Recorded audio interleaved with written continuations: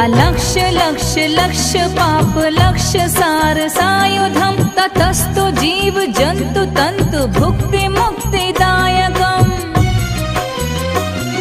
विरञ्चि विष्णु शङ्कर सखीय धाम वर्मदे त्वदीय पाद पङ्कजं नमामि देवी नर्मदे